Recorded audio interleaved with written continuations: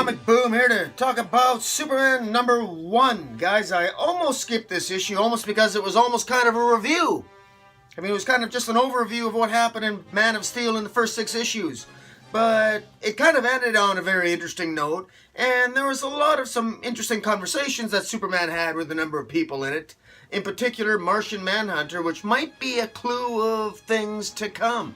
But overall, there's a couple of things I want to point out about Superman, and also about the DC Universe in general, and also about, well, just a couple of other things. So just bear with me. Now, the first thing I gotta say is, and I've said this before, is, you know, it's such a beautiful, bright, beautiful cover. Gotta say, beautiful, bright cover. Superman's all big, sun shining in the background there, you know, powering up. Solar power makes him strong, and he's smiling. I don't know why he's smiling, though. His wife's gone in space chaperoning his son, John, who was taken by Jor-El, his dad, to go galaxy hopping to educate his son, his 13-year-old son, John. So, you know, Man of Steel ended with his family being gone, Kandor being destroyed. Superman's more alone than ever. I mean, we are talking depressing here. Very, very depressing. I say again, that hope that was promised in DC Rebirth, where is it? Because I tell you, you know, and I just finished reviewing, I've done a review of Wonder Woman. Wonder Woman right now at the end of her 20-issue arc with James Robinson. She's she's very low. She's lost her brother now. She's lost her contact to Mascara. Wonder Woman's a kind of at a low point herself. But at least Steve Trevor's still around for her. But what's interesting about Superman here now is now he's lost his communication with Lois and John. They're somewhere in space with Jor-El, and Rogol Zaar is supposedly trapped in the Phantom Zone. But this issue ends with all of the planet Earth getting transported into suddenly appearing in the Phantom Zone. And you just know that Rogol Zaar probably had something to do with that, since Rogol Zaar was transported into the Phantom Zone from Supergirl, by Supergirl at the end of Man of Steel in Man of Steel #6.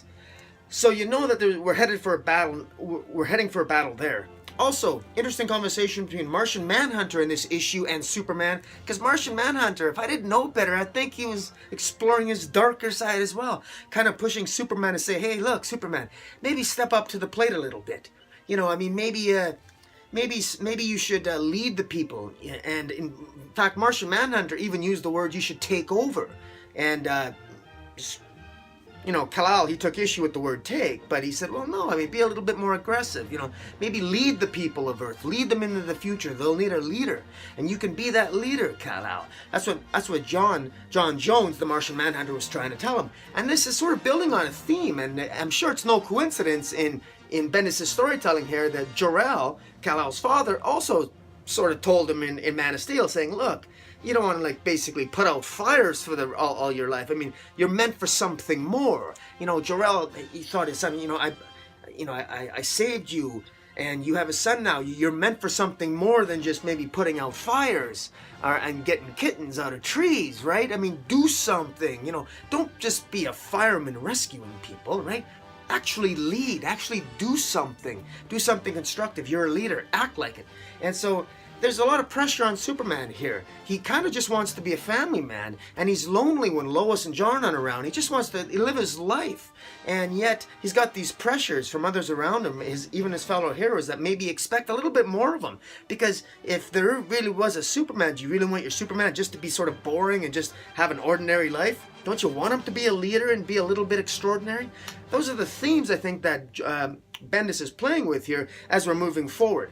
Now, just a couple of potential spoilers, maybe. I listened to Brian Bendis gave a very interesting interview to John Siuntres on Word Balloon. And guys, I want to give a shout out to wordballoon.com. Go to Word Balloon. John Siuntres he does a lot of great interviews. He interviewed Brian Bendis a couple weeks ago. He just did a great interview with Tom King in regarding to the Batman 50 wedding issue and moving forward. Check out wordballoon.com. I give it high marks for great interviews. Did a great interview with Jerry Ordway and even Williamson, writer of The Flash. Check out that, and because they give hints of what's coming. And Bendis, don't worry about where Superman is headed. With respect to Lois Lane, we can expect Lois Lane to really take the reins in Superman number 4. Apparently in issue 4 of Superman, this is just the first issue, it's almost an exclusively Lois Lane issue. So Lois Lane is going to be coming back in spades. I believe that might be an Action or Superman, but in any event, you can, don't be too afraid. One of my fears was placated. I was worried that Bendis was going to take a long time to get John and Lois back to Earth. Apparently that's not the case. At least Lois is going to be coming back. And so that's good. And apparently there are big plans at DC for the future of Lois Lane, which is excellent, because one of the things I didn't like about the New 52 is how it sort of put Lois Lane, sidelined Lois Lane. So we're going to have greater emphasis on Lois Lane in the Superman mythos moving forward under Bendis, or so he seems to indicate very strongly in the interview. So hopefully that'll be the case. Fingers crossed there. And of course, he promises a lot about John as well. He cares. Bendis himself is a father of I don't know how many children he has, I forget, but he's got more than a few, and they're younger children, from what I understand. And he very much wants to move forward, and he's got lots of plans for John as well. So I think everything is in good hands here, at least in theory. So I'm sticking with this. This is a great jumping on point. If you didn't read Man of Steel 1 through 6, don't worry. It's all summarized on the very first page. It summarizes everything. And that's probably, I like that. Maybe that's one of the things that Bendis brought over for Marvel, was that Marvel had a good habit, at least in many of their issues, of giving a synopsis page. And I think that's a good idea, particularly for Superman number 1 for new readers. But guys, check out Superman number 1. If you didn't read Man of Steel 1 to 6, don't worry about it. This is a good summary of everything, and it gets you a good handle on stuff. And please check it out. And in the meantime, guys, thanks for watching. Hit the subscribe button, and until next time, Comic Boom out.